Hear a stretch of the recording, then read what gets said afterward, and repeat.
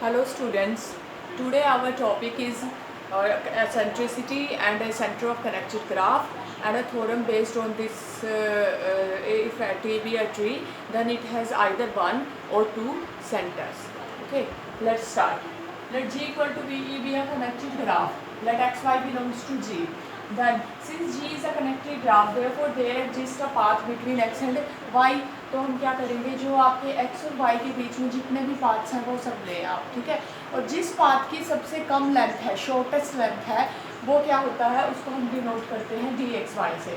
dxy is equal to the length of the shortest path between x and y। Next है आपका eccentricity.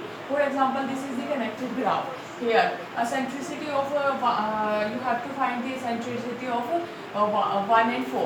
You have to find eccentricity of 1 and 4. Vertexes क्या है, 1 और 4 vertex हैं आपके, ठीक है। तो 1 और 4 के बीच में जो पाथ है आप सभी लें और उनकी शॉर्टेस्ट लेंथ देखें, किस पाथ की शॉर्टेस्ट लेंथ है। तो यहाँ पे आप देखें 1 और 4 के बीच में एक तो ये पाथ है आपका, ये इसकी लेंथ कितनी है, 2 है, और एक पाथ आपका ये है, ये, और इसकी लेंथ है 1 2 3। तो हमें क्या लेना है, शॉर्टेस्ट लेंथ वाला पाथ लेना है। तो हम क्या लेंगे, 1 3 4, और इसकी लेंथ कितनी है, 2। therefore d14 is equal to 2। Next क्या है, eccentricity. Eccentricity of a vertex v। Eccentricity क्या है वर्टेक्स v की, आप क्या करेंगे, v वर्टेक्स का distance, we find the distance of vertex v from every vertex, ठीक है। v का डिस्टेंस आप हर एक वर्टेक्स से निकालेंगे और उसमें जो मैक्सिमम डिस्टेंस होगा, जिस वर्टेक्स के साथ मैक्सिमम डिस्टेंस होगा, वो उस वर्टेक्स की एसेंट्रिसिटी होगी, v की एसेंट्रिसिटी होगी। फॉर एग्जांपल आपको क्या करना है, E1 यहाँ पे इस ग्राफ के अंदर, ये कनेक्टेड ग्राफ है, आपको 1 वर्टेक्स की एसेंट्रिसिटी निकालनी है। तो 1 की हर एक वर्टेक्स से डिस्टेंस निकालें।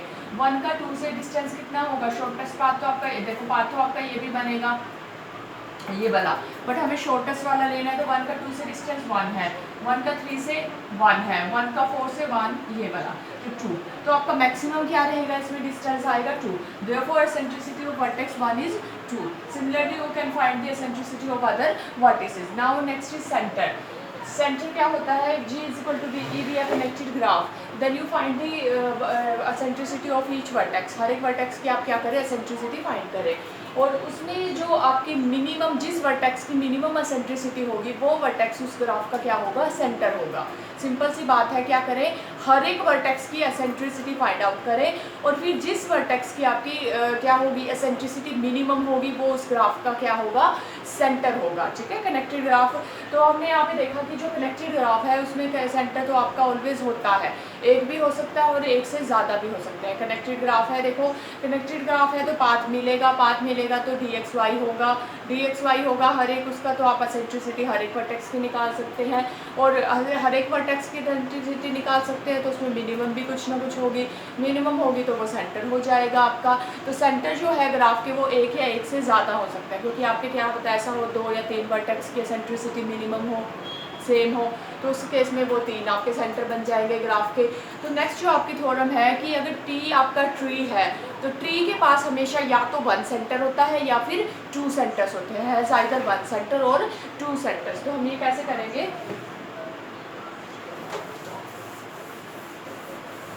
इसके लिए मैं एक एग्जांपल लेती हूँ। एग्जांपल से जो आपकी थ्योरम है आप इजीली कर सकते हैं एग्जांपल से।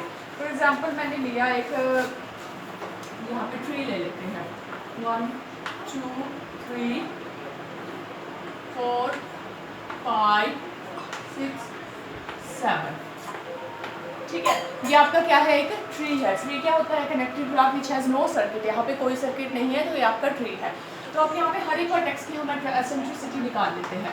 एसेंट्रिसिटी ऑफ 2 की एसेंट्रिसिटी हमारी क्या है, हम वो वर्टेक्स देखेंगे जिसके साथ उसकी क्या होगा, मैक्सिमम डिस्टेंस होगा। एसेंट्रिसिटी क्या होता है, जिस वर्टेक्स से उसका मैक्सिमम डिस्टेंस होता है। मैक्सिमम किसके साथ है, 1 2 3 1 2 3 4, तो एसेंट्रिसिटी कितनी आ जाएगी, इसका मैक्सिमम डिस्टेंस है 6 के साथ, तो एसेंट्रिसिटी आपकी आई 4। आप 3 की निकालें, 3 देखो आप 3 क्या है, 1 2 3 4 1 2 3 1 1 2, तो हमें मैक्सिमम लेना है तो 4 आएगा, वर्टेक्स किसके साथ आएगी आपकी।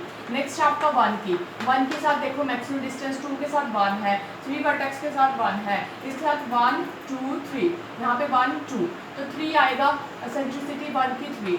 सेम आप 4 की एसेंट्रिसिटी निकालें, 1 2 1 2, और ये आपका क्या है, देखो 4 का इसके साथ डिस्टेंस है 1, इसके साथ है 1, इसके साथ है 2, इसके साथ है 2, तो आपका मैक्सिमम आपका 2 ही रहेगा।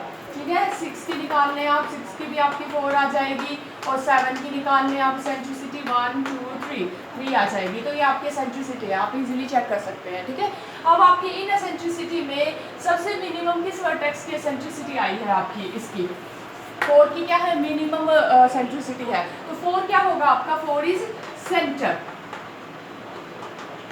सेंटर जो ट्री है आपका कनेक्टेड ग्राफ है, कनेक्टेड ग्राफ के पास सेंटर तो हमेशा होगा, पर हमें क्या शो करना है कि you have to show connected graph has either 1 center और 2 सेंटर्स। तो वो हम कैसे शो करेंगे, तो उसके लिए हम शो हम ऐसे करेंगे, क्या करता है प्रोसीजर जो है आपका थ्योरम में, वो मैं आपको बता देती हूँ। जैसे हमने कोई वर्टेक्स लिया, उसकी एसेंट्रिसिटी हमें जो सेंट्रिसिटी है आपकी, फॉर एग्जांपल जैसे आपने एक वर्टेक्स लिया, कैसे लिया है इसने, वी जो है there exist x will be claim that x is a pendant vertex in this.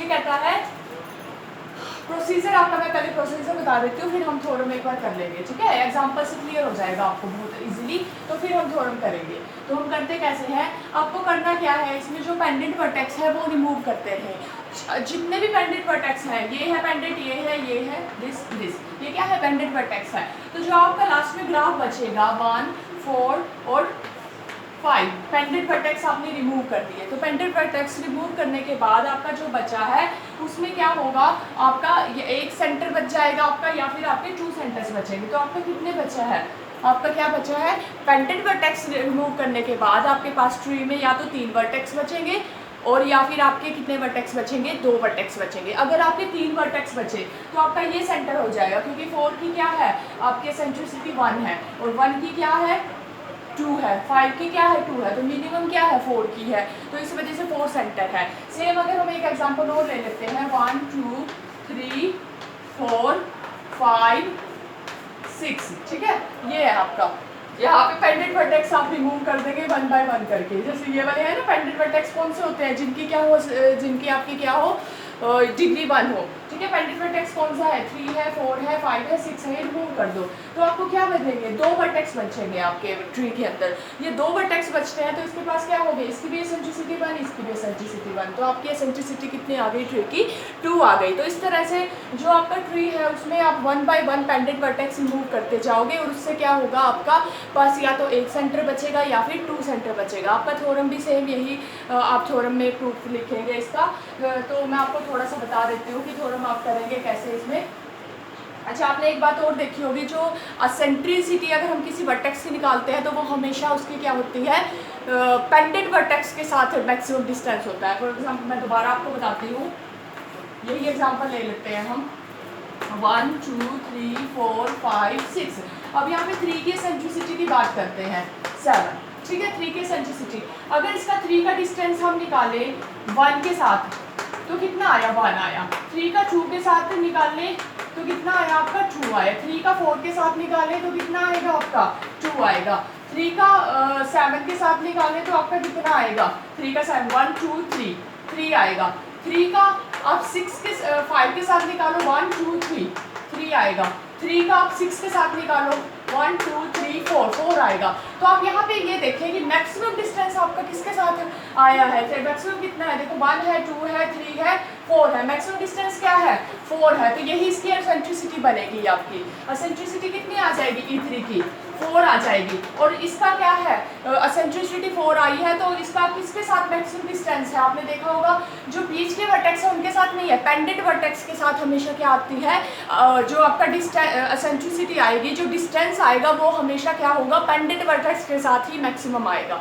जो मैक्सिमम डिस्टेंस होगा ना आपका, वो क्या होगा, पेंडेंट वर्टेक्स के साथ ही आएगा, जो बीच के वर्टेक्स है उनके साथ मैक्सिमम डिस्टेंस नहीं आएगा। तो एसेंट्रिसिटी के लिए आपका जिस वर्टेक्स के साथ एसेंट्रिसिटी आप डिस्टेंस निकालोगे तो वो क्या होगा, एक पेंडेंट वर्टेक्स होगा। तो हम यहाँ पे शुरुआत में ये थ्योरम में यही करता है, लेट टी आपका ट्री है, हम इसका प्रूफ करते हैं, लेट टी भी क्या है, आपका ट्री है।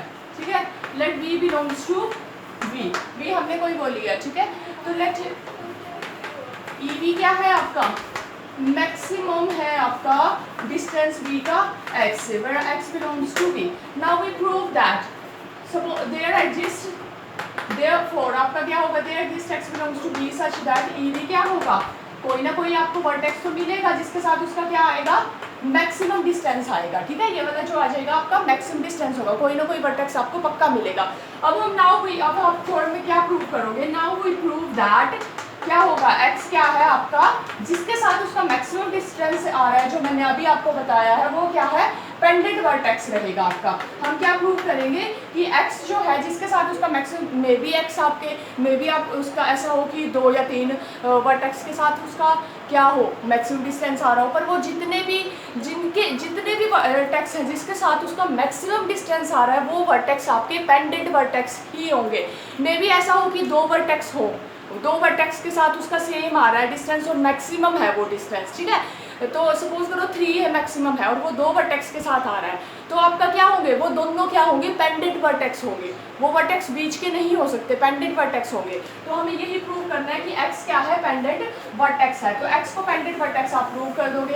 अब देखो आपका क्या है, यहाँ पे v और dvx है, तो dvx ये आपका क्या है, आपको एक पाथ मिलेगा जो जिसकी क्या होगी, सपोज करो dvx की लेंथ हमने मान ली, सपोज आपकी r है, ठीक है, r आपकी लेंथ है, तो p1 हमें एक पाथ मिलेगा, क्या होगा, v is equal to x1 e1 x2 er और आपका क्या आएगा, xr plus 1 is equal to x। एक पाथ मिलेगा आपका जो v और x को कनेक्ट करता होगा और जिसकी क्या होगी, v और x को कनेक्ट करते हुए ये आपकी ये वाली होगी शॉर्टेस्ट लेंथ। आपको पता है dvx क्या होता है, v और x को कनेक्ट करते हुए जितने भी पाथ हैं उसमें वो वाला पाथ जिसकी क्या हो, शॉर्टेस्ट लेंथ हो, ये वाला आपका शॉर्टेस्ट लेंथ का पाथ है। ठीक है, तो शॉर्टेस्ट लेंथ का पाथ है, तो अब नेक्स्ट क्या कहता है ये, और यही आपका क्या आ रहा है, मैक्सिमम आ रहा है, यही आपकी क्या है, असेंट्रिसिटी है।